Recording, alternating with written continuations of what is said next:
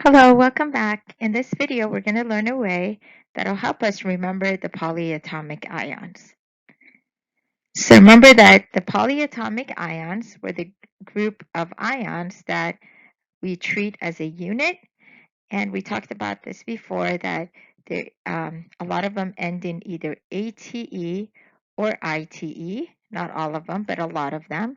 And you will have to memorize these. And so I'm going to teach you today how to do that. So if you remember the sentence, Nick the camel ate a clam for supper in Phoenix, that'll help you memorize a lot of the polyatomic ions. Now remember, you have to know how to spell each of these words correctly, otherwise it's going to give you the wrong result. So in this sentence, the underlined letter represents the element symbol. For example, the N represents nitrogen, C is carbon, Cl is chlorine, S is sulfur, and P is phosphorus. The number of consonants that occur in each word are going to represent the number of oxygen atoms that are present in with that symbol. So for example, here in the word Nick, we have 3 consonants. So that means there are 3 oxygen atoms when we write the formula for it. And then the number of vowels, which are shown in red, represent the number of negative charges that the polyatomic ion will have. So in the word Nick, we only have 1 vowel, right, the I, so that means it'll have a charge of -1. And then the ATE is represented in the name of the polyatomic ion if there's oxygen present. All right, so we said for the word Nick, N represents the nitrogen, right? There are 3 consonants, so that means there's 3 oxygen atoms.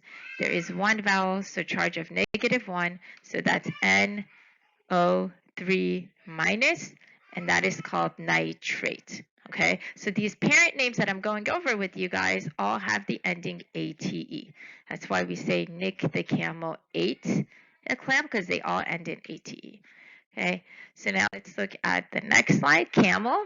Okay, underlined letter is C for carbon.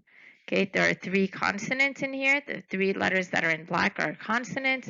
There's 2 vowels, so it has a charge of -2, right? The 3 consonants represent the oxygen. So it would be C, right?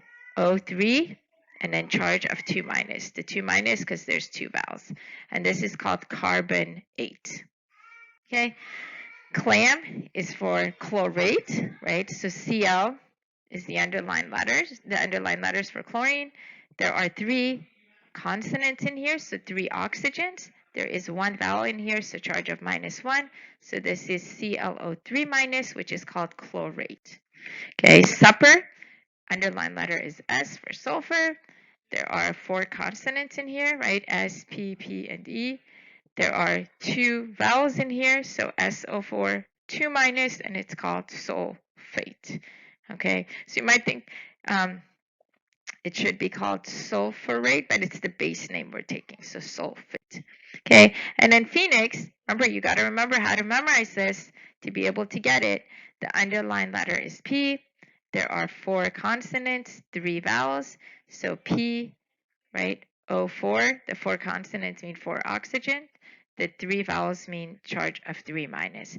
And this is called phos, right? Because that's the base name of phosphorus, phosphate. So phosphate is the name of it.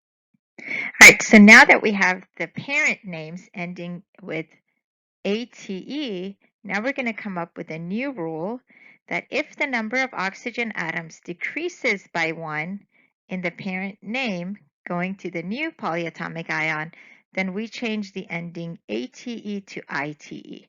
So ClO3 minus is chlorate. If I take 1 oxygen away from it, then it becomes chlorite. Sulfate, I take 1 oxygen away from it, becomes sulfite. Nitrate, take an oxygen away from it, becomes nitrite. So the nitrite has 1 less oxygen than the parent name that ends in ATE. And then the next rule that we're going to look at is that if there is an extra oxygen added to the parent name, then we put the prefix per. So for example, chlorate is ClO3 minus.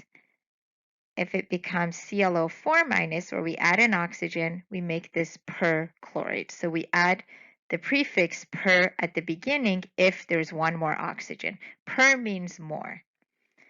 And like we talked about, if we decrease the number of oxygens by 1, then 8 becomes ite, right? So chlorate becomes chlorite.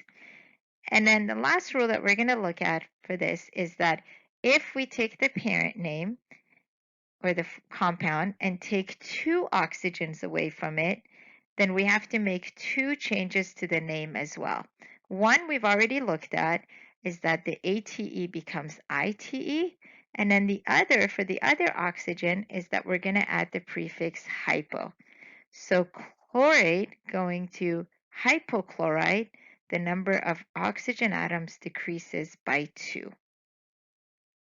And then the next rule is that if we add an H plus to the parent name, we just add the word hydrogen to the beginning of the name or the prefix bi to the name. So if we add an H plus to carbonate, the name becomes hydrogen carbonate or bicarbonate. If we add an H plus to sulfate, it becomes hydrogen sulfate or bisulfate. And if we add an H plus to phosphate, it becomes hydrogen phosphate or biphosphate.